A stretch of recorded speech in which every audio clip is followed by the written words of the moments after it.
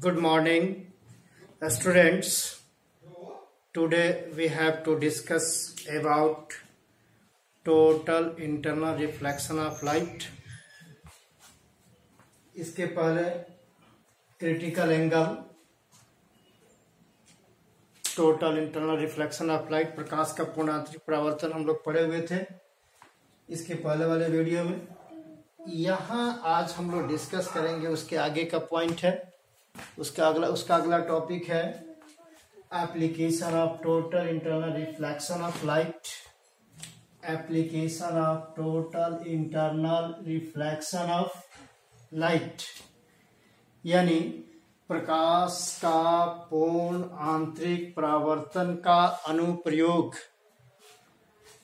तो प्रकाश के पूर्ण आंतरिक परावर्तन का अनुप्रयोग, इसके पहले मैं एक दो छोटा वीडियो शुरू में ही डाला था यूट्यूब पर, उसमें आपको डिस्कस करते हुए दिखेगा, ध्यान देंगे।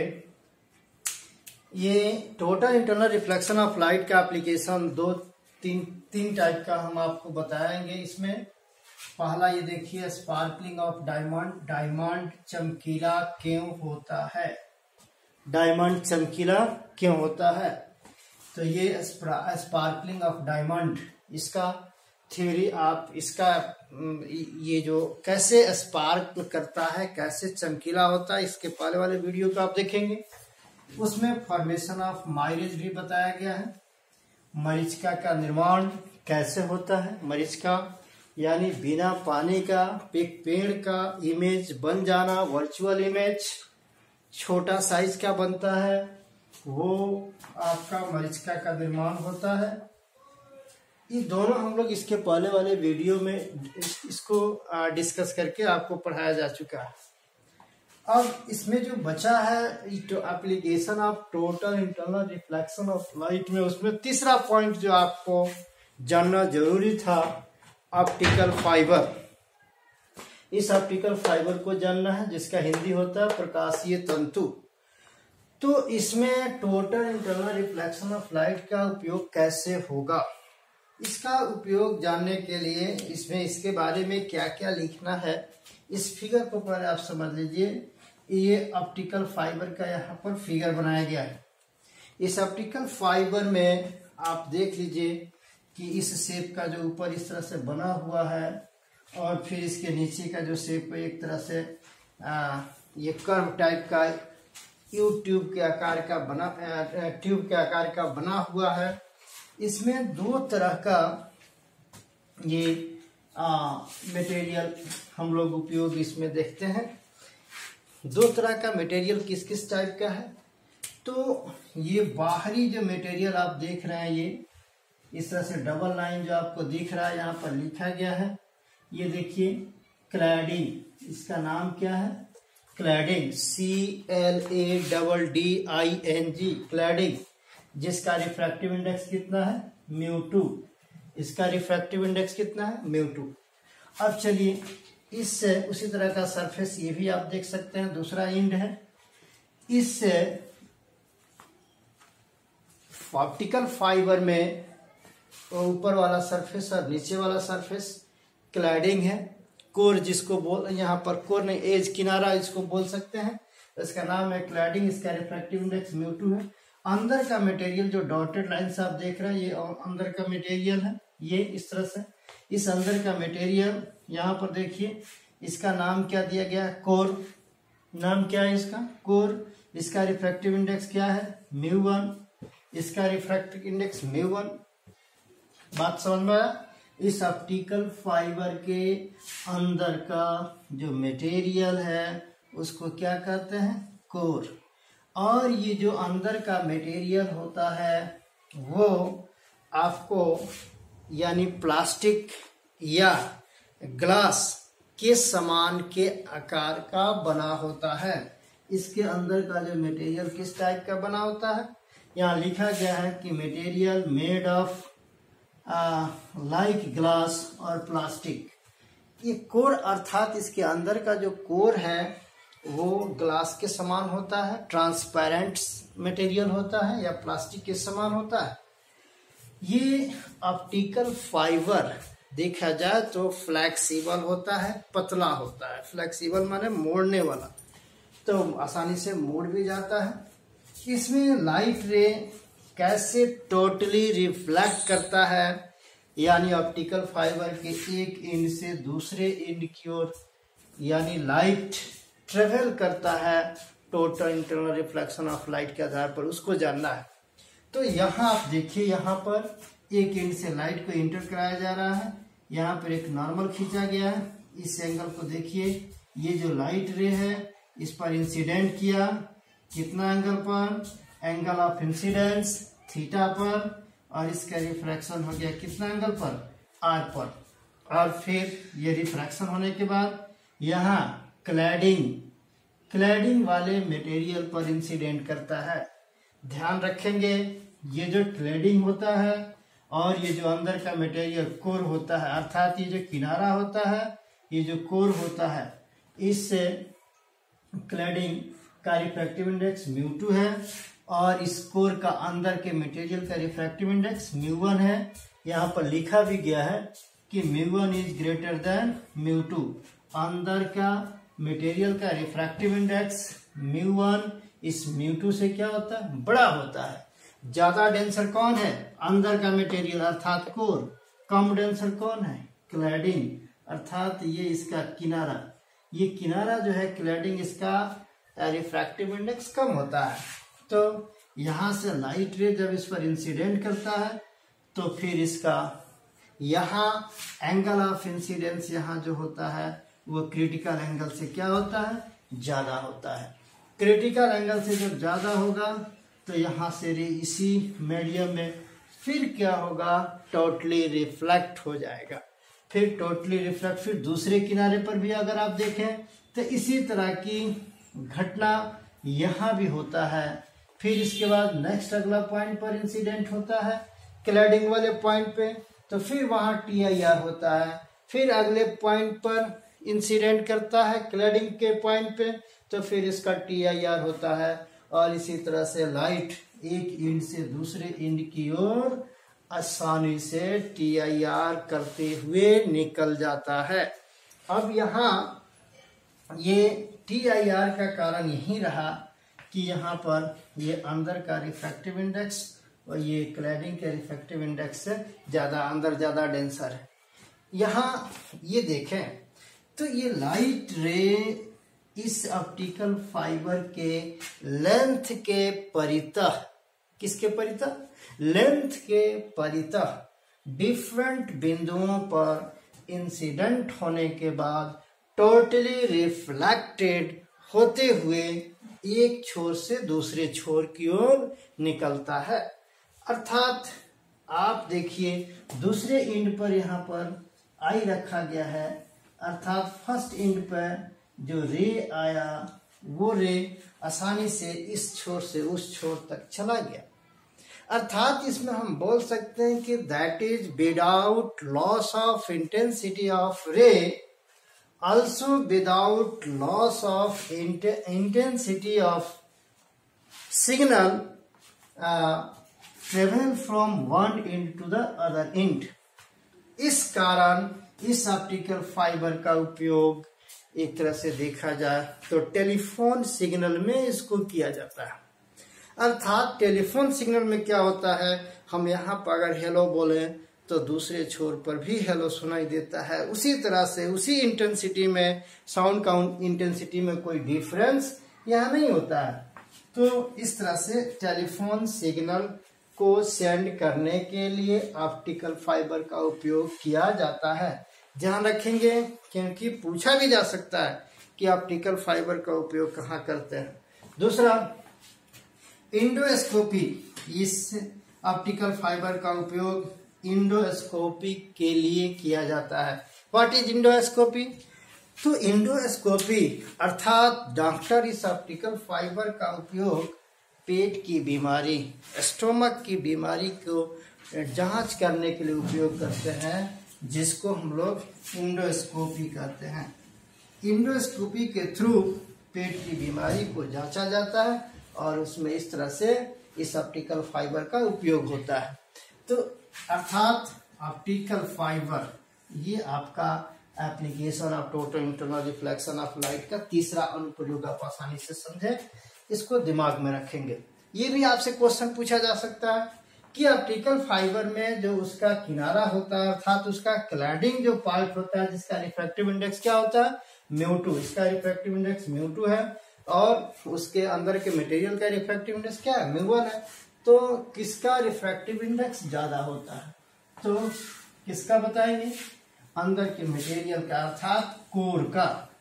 तो ऑप्टिकल फाइबर के अंदर का जो मटेरियल होता है उसका नाम क्या होता है, कोर होता है। देखिए यहाँ पर कोर लिखा गया है। तो ये भी पूछा जाए कि कोर किस तरह से बना होता है, तो कोर जो है ये प्लास्टिक के समान होता है, शीशा के समान होता है। फिर ये भी पूछा जाए कि ऑप्टिकल फाइबर किस तरह का होता है, तो ये पतला होता है, फ्लेक्सिबल होता है। अब यहाँ पर जरूरत है हम लोग को क्रिटिकल एंगल का, कुछ क्रिटिकल एंगल की आवश्यकता है और इस पर कुछ क्वेश्चन है जिसको हम लोग को बनाना है। क्रिटिकल एंगल, यहाँ देखिए ये कुछ पॉइंट है, इसको जानना है। ये रे अगर वाटर टू एयर, अगर ये वाटर से एयर में जाता है तो इसके लिए क्रिटिकल एंगल कितना होता है। फिर अगर रे ग्लास से एयर में जाता है तो इसके लिए क्रिटिकल एंगल कितना होता है। फिर अगर रे डायमंड से कहाँ जाता है, एयर में, तो इसके लिए क्रिटिकल एंगल कितना होता है। वाटर का रिफ्रैक्टिव इंडेक्स कितना होता है, तो वाटर का रिफ्रैक्टिव इंडेक्स कितना होता है 4/3। इसके लिए वाटर से एयर में जाने के लिए क्रिटिकल एंगल C = फॉर्मूला होता है sin इनवर्स 1/μW। तो ध्यान देंगे इसका refractive index sin inverse, water का रिफ्रैक्टिव इंडेक्स 4/3। अगर इसको आप सॉल्व करते हैं तो ये हो जाएगा sin इनवर्स 3/4 और इससे यहाँ पर देखें तो 42 डिग्री लगभग ये होता है। और वाटर से अगर एयर में लाइट रे जाता है, अगर क्रिटिकल एंगल निकालना हो तो इसका 42 नहीं होता है, इसका 49 डिग्री होता है। तो क्रिटिकल एंगल कितना होगा 49 डिग्री। इसी तरह से अगर हम लोग ग्लास के लिए निकालें तो ग्लास के लिए इसी तरह से अगर निकाला जाए तो क्रिटिकल एंगल साइन इनवर्स कितना होगा 1/μg। तो साइन इनवर्स 1/μg का मतलब 1/3/2, 2 पर जाएगा साइन इनवर्स 2/3। और इसको अगर सॉल्व करें तो वाटर ग्लास से एयर के लिए क्रिटिकल एंगल अर्थात ग्लास से एयर में अगर लाइट रे अगर जाता है तो फिर क्रिटिकल एंगल अगर आप निकालते हैं तो ये हो जाता है कितना 42 डिग्री। कितना डिग्री 42 डिग्री। फिर इस डायमंड के लिए अगर आप सी निकालना चाहें, इस डायमंड के लिए अगर आप क्रिटिकल एंगल निकालना चाहें तो डायमंड का रिफ्रैक्टिव इंडेक्स μ = 2.42। याद रखिएगा डायमंड का रिफ्रैक्टिव इंडेक्स इस बार पूछा था एग्जाम में कि डायमंड का रिफ्रैक्टिव इंडेक्स कितना होता है। तो डायमंड का रिफ्रैक्टिव इंडेक्स 2.42 होता है। तो डायमंड से लाइट रे अगर एयर में जाए तो कितना क्रिटिकल एंगल होगा साइन इनवर्स 1/μd। इसको अगर सॉल्व करें तो ये आपको लगभग में हम वैल्यू बताएंगे 24 डिग्री होता है। कितना होता है 24 degree. Critical angle for diamond कितना होता है 24 डिग्री। फिर इसके बाद वाटर के लिए कितना होता है 49 डिग्री। वाटर के लिए कितना होगा 49 डिग्री। ग्लास के लिए कितना आ गया क्रिटिकल एंगल 42 डिग्री। डायमंड के लिए कितना आ गया, डायमंड से एयर में लाइट जाता है तो कितना आ गया 24 डिग्री। इस तरह से आपको याद रखना पड़ेगा। ये लगभग इतना को आप याद रखिए, जरूरत पड़ेगा।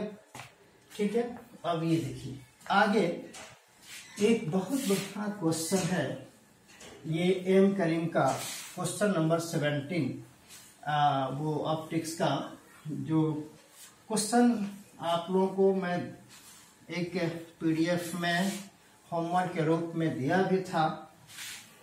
तो क्वेश्चन ये है कि एक मछली है और ये मछली पानी में नीचे अंदर की ओर है और बाहर के सारे लगभग आसपास के बाहर के सारे सराउंडिंग को मछली देखना चाहती है और पानी के अंदर है और उस बाहर के सारे सरफेसेस के ऊपर के ऑब्जेक्ट को देखना चाहती है। इस तरह से कहा जाता है कि पूरे जगत को मछली देखना चाहती है। तो फिर आप कैसे यहाँ पर निकालेंगे, यानी लाइट रे किस तरह से पानी के सतह पर यानी एक तरह से देखा जाए तो ये पॉन्ड में अर्थात झील में मछली अंदर है और झील के बाहर वाले ऊपरी सतह पर किसी ऑब्जेक्ट को मछली कैसे आसानी से देख सकती है। तो उसके लिए देखा जाए तो कितना क्रिटिकल एंगल होगा। तो क्रिटिकल एंगल अभी तो आसानी से बता सकते हैं कि वाटर से एयर में जाने का क्रिटिकल एंगल निकाला गया है कितना, तो 49 डिग्री। अब वहाँ एक क्वेश्चन ये पूछता है कि मछली पानी में प्रेजेंट है और फिर बाहर के जगत को देखना चाहती है और फिर इसके बाद एक वृत्ताकार पथ बनाती है, सर्कुलर एपर्चर वहाँ बनाती है जहाँ से लाइट इंसिडेंट होता है तो रिफ्रैक्ट होता है। तो फिर इस सर्कुलर एपर्चर का रेडियस क्या होगा। तो सर्कुलर एपर्चर का रेडियस यहाँ पर निकालेंगे, पहले फिगर बनाते हैं। बहुत अच्छा एक पॉइंट है, एक तरह से आपको थ्योरी भी बताया गया था। इस थ्योरी का नेम ये दे सकते हैं कि यहाँ पर field of view of a fish, यानी ये देखिए ये हो जाएगा field of view of a fish, field of view of a fish. इसका अर्थ समझिए, यानी एक मछली field of A view of a fish, यानी यहाँ फिश लिखा हुआ है, यानी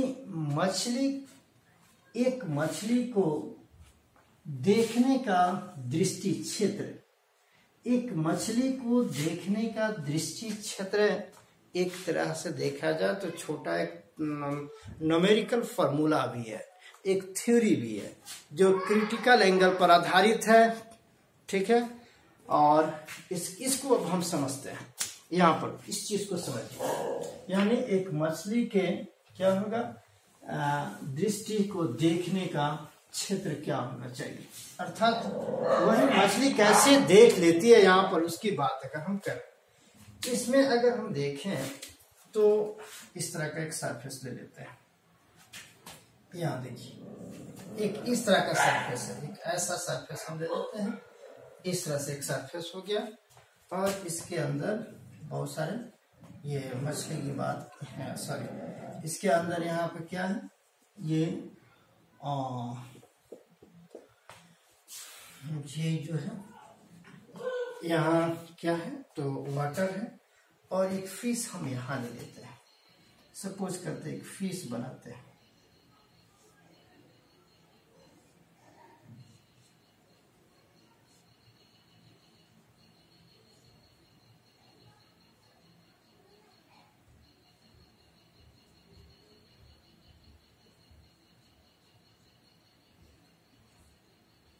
इस तरह से एक फिश है, फिश दिखाई नहीं दिया, फिश दिखाई नहीं दिया, इसका मतलब फिश को और ऊपर हम बनाते हैं।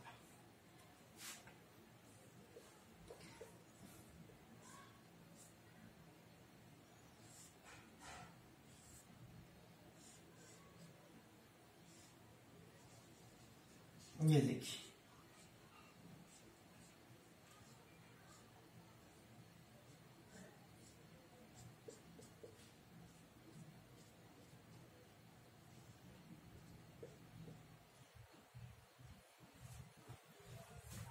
ये फिश हो गया। और इस तरह से यहाँ पे एक यहाँ पर वो पॉइंट हो गया। और यहाँ पे ये देखिए, यहाँ पर एक ऑब्जेक्ट है, इसके किनारे एक ऑब्जेक्ट होगा। यहाँ ये जो सरफेस है, इस सरफेस को देखिए, यहाँ एक ऑब्जेक्ट, वो एक ऑब्जेक्ट, ठीक है। ध्यान देंगे, इस ऑब्जेक्ट से ये रे इस तरह से आएगा और फिर यहाँ पर अगर नॉर्मल खींचे तो फिर इस तरह से रिफ्रैक्शन होगा और रिफ्रैक्ट होकर इस फिश के पास पहुंचेगा। कैसे? लाइट रे आएगा, लाइट रे देखिए इस तरह से, ये ऑब्जेक्ट है, यहाँ ऑब्जेक्ट है और इस मछली को क्या करना है? देखना है।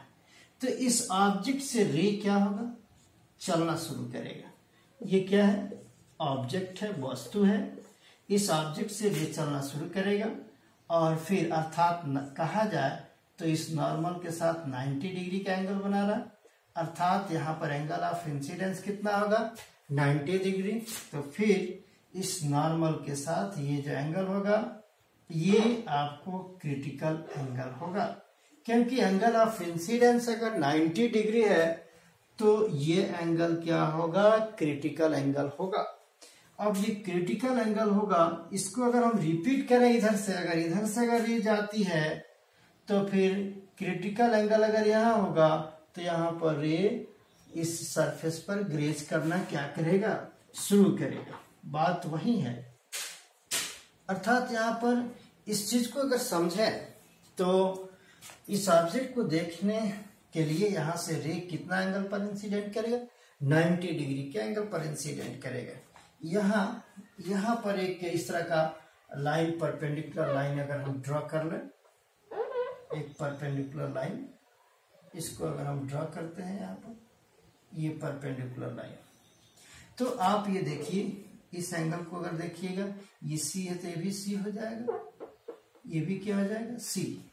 उसी तरह से एक ऑब्जेक्ट अगर इधर रखें, वहीं पानी के सतह के ऊपर दूसरे किनारे पे, तो यहाँ भी लाइट, यहाँ से लाइट रे परपेंडिकुलरली इंसिडेंट करेगा और फिर इसके बाद इस तरह से रिफ्रैक्ट होकर क्रिटिकल एंगल पर रिफ्लेक्ट होकर मछली के पास, फिश के पास पहुंचेगा। तो इसका मतलब ये क्रिटिकल एंगल क्या हो जाएगा? सी। यहाँ पर एंगल ऑफ इंसिडेंस कितना होगा? 90। यहाँ भी ऑब्जेक्ट, आप समझ रहे हैं कि वो क्या है? यहाँ पर ऑब्जेक्ट है। इसका मतलब ये फिश जो है इस ऑब्जेक्ट को आसानी से देख लेगा। ये भी आप देखिए सी। यहाँ क्या होता है कि एक शंक्वाकार शेप बन रहा है, कोनिकल शेप। ध्यान दीजिए, यहाँ पर कोनिकल शेप। अगर आप सोचिए तो ये दोनों इस पॉइंट को अगर इस तरह से मिला दें तो ये हो गया सर्कुलर एपर्चर। ये क्या हो जाता है? Circular aperture. सर्कुलर एपर्चर वृत्ताकार द्वारक। तो इस वृत्ताकार द्वारक का रेडियस आप यहाँ पर पूछा जा सकता है कि ठीक है, एक फिश लैक में है, पॉन्ड में है, तो उस बाहर के ऑब्जेक्ट को देखने के लिए, पूरे ऑब्जेक्ट को यानी जगत के पूरे वस्तुओं को देखने के लिए उस जो सर्कुलर एपर्चर बनेगा क्रिटिकल एंगल के कारण, उस सर्कुलर एपर्चर का रेडियस क्या होगा? तो ये आर आपको कहा जाएगा निकालने के लिए। दूसरी बात कि ये भी पूछा जाएगा कि मछली कितना हाइट नीचे है, कि मछली का हाइट आपको बताना है, मछली का हाइट क्या होगा, एच क्या होगा। और यहाँ पर ये वाटर है, इसका रिफ्रैक्टिव इंडेक्स क्या होगा? 1। यहाँ पर अगर μ1 1 ले लेते हैं और ये μ2 इक्वल टू क्या? म्यू ले लेते हैं, क्योंकि लाइट एयर से किधर जा रहा है? डेंसर में। ऑब्जेक्ट किधर है? एयर में। ऑब्जेक्ट को, इस मछली को पानी की सतह के ऊपर जितने सारे ऑब्जेक्ट है, चारों ओर के ऑब्जेक्ट को इसको देखना है स्पष्ट रूप से, अर्थात जगत वाले वस्तु को देखना है। तो इस तरह से लाइट रे का रिफ्रैक्शन होगा और ये डायग्राम हम ऐसे ड्रॉ करेंगे। तो ध्यान दें, अभी हम लोग ये सॉल्व किए थे, क्रिटिकल एंगल की बात किए थे कि ये लाइट एयर से वाटर में जाता है, तो क्रिटिकल एंगल कितना होगा? क्रिटिकल एंगल यहाँ पर 49 डिग्री होगा। ये जो क्रिटिकल एंगल कितना होगा? 49 degree. C is equal to कितना होगा? 49 डिग्री हम लोग निकाले थे। लाइट, जब लाइट रे एयर से, सॉरी, लाइट रे वाटर से एयर में जाएगा तो क्रिटिकल एंगल उसका निकालने के लिए कितना आया था? उसका क्रिटिकल एंगल 49 डिग्री। इसके पहले वाला पॉइंट में डिस्कस किए हैं।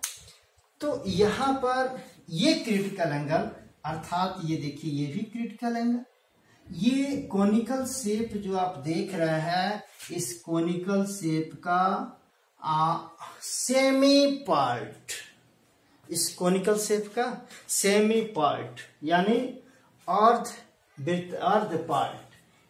पार्ट का जो एंगल होगा वो 49 डिग्री होगा। अर्थात इसका टोटल अगर एंगल की बात करें, यहाँ पर इसकी टोटल एंगल का बात करें इस कोण का, तो ये 49 का डबल होगा। तो इस तरह से ये 49 डिग्री का क्या होगा? डबल होगा। C प्लस C बराबर क्या आ जाएगा? 2C। तो इस तरह से यहाँ पर इस फिश का, ये कोनिकल शेप फिश के द्वारा ऑब्जेक्ट को देखने के लिए कोनिकल शेप जो रे डायग्राम मिल रहा है, उस कोनिकल शेप का जो एंगल होगा, उस एंगल, वो जो एंगल होगा इस 49 डिग्री एंगल के डबल एंगल होगा। अर्थात उसका सिंगल जो एंगल होगा ये C और द कोनिकल शेप का वो एंगल केवल 49 डिग्री होगा। अब आपको यहाँ पर क्या बताना है? अब इसमें क्वेश्चन पूछा जाता है कि चलिए भाई इसका इस सर्कुलर अपर्चर जो बनता है इसका रेडियस बताइए। तो इस सर्कुलर अपर्चर का रेडियस आप आसानी से निकाल सकते हैं। यहाँ देखिए इस ये कैलकुलेशन यहाँ पर सिंस आप लिख सकते हैं, sine C is equal to formula क्या आएगा? 1/μ बिल्कुल आएगा। Critical angle sine C is equal to 1/μ। Mu किसका रिफ्रैक्टिव इंडेक्स है? यहाँ पर वाटर का, तो रिफ्रैक्टिव इंडेक्स अब क्या हो जाएगा? वाटर। अब आपको यहाँ पर R निकालना है H के टर्म में। एक और पॉइंट हम आपको बता रहे हैं, ये जो H है इसका नोट्स बनाकर PDF में मैं सेंड किया हूँ, उसको बढ़िया से पढ़िए और वीडियो के देखिए। आज जो अगर नहीं पढ़ते हैं उस नोट्स को, दूसरा कोई हमारे स्टूडेंट को, दूसरा कोई अगर इस वीडियो को देखते हैं तो आप इस थ्योरी को बुक से भी पढ़ा कीजिए। यहाँ पर इस कितना लिखेंगे, सारे पॉइंट को लेक्चर के रूप में आपको बता रहे हैं, मेन चीज को यहाँ पर लिख रहा है, तो ये आपको समझना पड़ेगा। ये H जो है हाइट, डेप्थ ऑफ फिश का जो डेप्थ है, अर्थात ये जो क्रिटिकल एंगल है इस डेप्थ पर डिपेंड नहीं करेगा। ये क्रिटिकल एंगल किस पर डिपेंड नहीं करेगा? डेप्थ ऑफ फिश, मछली की जो गहराई है उसके डेप्थ, अर्थात उस पर ये क्रिटिकल एंगल डिपेंड नहीं करेगा। किस पर डिपेंड करेगा? आगे देखिए, यहाँ पर साइन C इक्वल टू 1/μ। तो इससे यहाँ पर ये फॉर्मूला हो गया। एक ट्रायंगल ले लेते हैं, क्या है यहाँ पे, इसको A मान लेते हैं, इसको B मान लेते हैं, यहाँ O है, यहाँ पर क्या मान लिया जाए? यहाँ D मान लेते हैं। चलिए अब इसके बाद यहाँ लिखेंगे इन ट्रायंगल, किस ट्रायंगल को लिया जाए? In triangle DOB, in triangle DOB। तो tan C ले लेते हैं, tan C is equal to DB by DO। tan C के बदले sin C by cos C is equal to D B के बदले क्या ले लें, आर। डी बी के बदले आर। इसके बाद यहाँ पर डी ओ के बदले एच ले लें, बिल्कुल सही। अब यहाँ से आर निकाला जा सकता है आसानी से। आर कितना हो जाएगा, तो आर को आप कैसे निकालेंगे, क्रॉस मल्टीप्लिकेशन कीजिए। अब यहाँ पर इसको हटाते हैं, देखिए यहाँ पर हम आर निकालते हैं, तो ये देखिए, so R is equal to कितना आ जाएगा, R is equal to H into R is equal to H. So R is equal to H into sine C by cos C, sine C by cos C. तो sine सी के बदले क्या लिखेंगे, sign सी के बदले ये देखिए यहाँ इक्वल एच इंटू साइन सी के बदले 1/μ लिख सकते हैं, साइन सी के बदले 1/μ, फिर डिवाइड कॉस सी के बदले रूट अंडर 1 माइनस कॉस सी के बदले 1 माइनस साइन स्क्वायर सी लिख सकते हैं, साइन स्क्वायर सी। अब इस चीज को देखिए, ये सब तो आप समझ चुके हैं, सर्कुलर अपर्चर के बारे में आप जान चुके हैं। यहां देखिए, इसको बताते हैं। अब इस कॉस सी के बदले इस फॉर्मूला को, तो R is equal to radius कितना है, आर इज इक्वल टू कितना आएगा, एच इंटू 1/μ आई, ये कितना हो जाएगा, root under 1 minus sine square का 1/μ square is equal to H divide mu by root mu square minus 1, और रूट से बाहर जब म्यू स्क्वायर आएगा तो नीचे आकर आपका म्यू आ गया। ठीक है, अब कौन कौन कटेगा इसमें अपना समझ लीजिए। यहाँ पे आगे आपको इसको मिटाना है, कैलकुलेशन करना है, इसका स्क्रीनशॉट आप ले सकते हैं।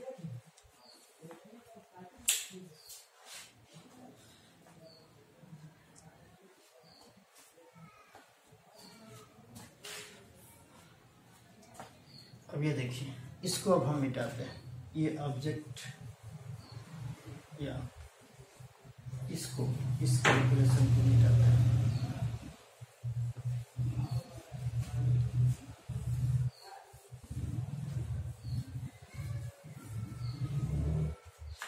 देखिए, अब यहाँ पे h by R is equal to H by mu by, तो h बाई म्यू, इस म्यू को ऊपर ले जाते हैं, mu by root mu square minus 1। ये म्यू कैसे है पता है ना, यहाँ पर म्यू स्क्वायर इससे मल्टीप्लाई हो जाएगा ना, नीचे क्या रहेगा, म्यू स्क्वायर, रूट निकाल देंगे तो ये म्यू से म्यू क्या होगा, कट जाएगा। तो h by root under mu square minus 1 R. सोचिए, ये हो गया, इट इज कॉल्ड, इसको लिख सकते हैं, it is called radius of circular aperture. Radius of, यहाँ जो सर्कुलर एपर्चर आप देख रहे हैं, ये इसका रेडियस हो जाएगा, सर्कुलर एपर्चर। क्या कह रहा है, सर्कुलर एपर्चर, इसको क्या कहेंगे, सर्कुलर एपर्चर। क्या, R is equal to H divide root under mu square minus 1। यहाँ तक नोट कीजिए। आगे देखिए, अब एनसीईआरटी में क्वेश्चन दिया है, आप बनाएंगे।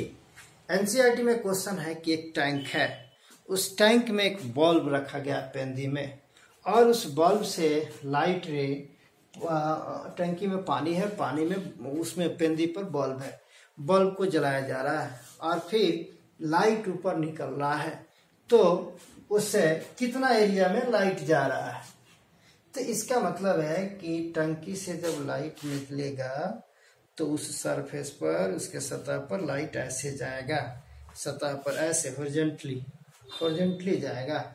इसका मतलब है कि 90 बस सेम इसी तरह से जाएगा, ऐसे जाएगा, यहाँ से निकलेगा और इस तरह से जाएगा। सिचुएशन यही होगा। तो उसका कहता क्या है कि उसका एरिया बताइए, उसके यानी टैंक के माउथ का एरिया बताइए, उतना एरिया में लाइट सेंड करेगा। तो इसका मतलब है कि इसका जब आप रेडियस निकाल दिए तो इसका एरिया कितना होगा भाई, इसका एरिया आप आसानी से निकाल सकते हैं। इसका एरिया कितना होगा, रेडियस तो हम निकाल चुके हैं, तो इसका रेडियस एरिया निकालना है। तो अब देखिए यहाँ पर हम लिख सकते हैं एरिया ऑफ सर्कुलर अपर्चर, यहाँ आप नोट कर सकते हैं। ये देखिए एरिया ऑफ सर्कुलर एपर्चर। तो सर्कुलर अपर्चर का यानी इस वृत्ताकार द्वारक का क्षेत्रफल क्या होगा जी, pi R square. Pi R का मतलब कितना है, आर ये है एच स्क्वायर बाई कितना, रूट हट जाएगा, रूट म्यू स्क्वायर माइनस 1, अर्थात H by root mu square minus 1 का होल स्क्वायर। तो ये फाइनली क्या एरिया आ जाएगा, pi into H by mu square minus 1, area of circular aperture यानी गोलीय द्वारक का क्षेत्रफल इतना होगा। ये एरिया को हम ए से अगर डिनोट करते हैं तो ये हो जाएगा area, it is called area of circular aperture, इतना हो जाएगा।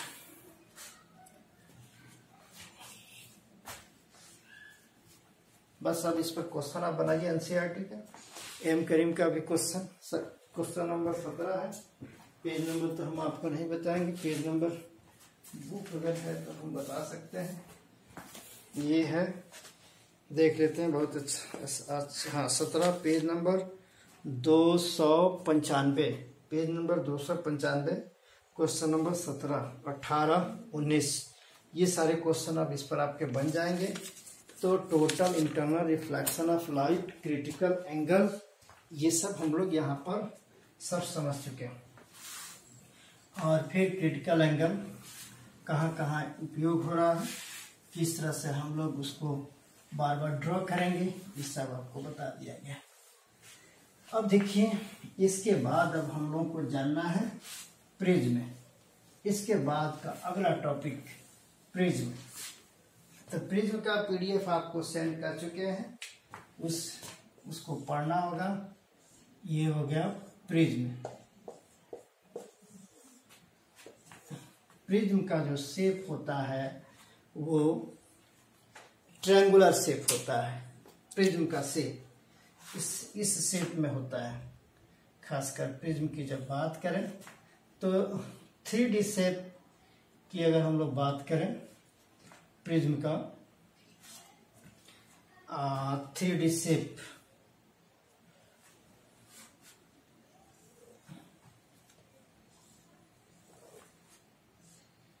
त्रिभुजाकार 3D शेप। तो इसका शेप आप ऐसे देखिए, थ्योरी, इसका थ्योरी पढ़ने के लिए तो खैर हम लोग क्या करेंगे, ये देखिए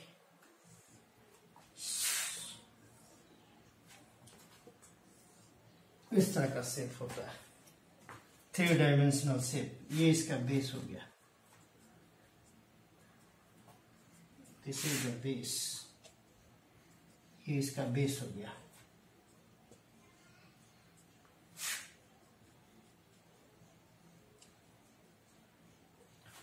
ये इसका ये पहला रिफ्रैक्टिंग सरफेस बोल सकते हैं, ये इसका दूसरा रिफ्रैक्टिंग सरफेस होगा, ये इसका दूसरा एंगल ऑफ प्रिज्म ये होगा, एंगल ऑफ प्रिज्म या रिफ्रैक्टिंग एंगल इसको बोलते हैं। इसके अंदर ये मटेरियल हो गया, ग्लास का बना हुआ, ट्रांसपेरेंट होता है। तो प्रिज्म में ट्रांसपेरेंट मटेरियल का बना हुआ होता है जिसका दो रिफ्रैक्टिंग सरफेसेज इंक्लाइंड होता है। Prism is made of transparent material whose two refracting surfaces are inclined at some angle. इसको देखिए, ये आप देखें तो ये हो गया फर्स्ट रिफ्रैक्टिंग सरफेस। ये क्या है? फर्स्ट रिफ्रैक्टिंग सरफेस, ठीक है। और ये क्या है? ये हो गया सेकेंड रिफ्रैक्टिंग सरफेसेज, ये सेकंड रिफ्रैक्टिंग सरफेसेज हो गया। और इसको क्या कहेंगे? ये क्या है? तो ये है एंगल ऑफ प्रिज्म। क्या है? Angle of prism. और इसका दूसरा नाम रिफ्रैक्टिंग एंगल क्या है? रिफ्रैक्टिंग एंगल क्या है? Refracting angle. ये रिफ्रैक्टिंग एंगल या रिफ्रैक्टिव एंगल, इसकी अगर हम बात करें, रिफ्रैक्टिंग एंगल सही है। किसको बोलेंगे रिफ्रैक्टिंग एंगल को? किसको बोलेंगे? ये हो गया refracting angle, angle of prism, या दूसरा नाम क्या है? Refracting angle. तो इसका, इसमें रिफ्रैक्टिव इंडेक्स ये म्यू हो गया। इसका लाइट इसी सरफेस पर इंसिडेंट होता है, फिर इसके बाद रिफ्रैक्शन होता है, फिर यहाँ से इमर्ज होता है।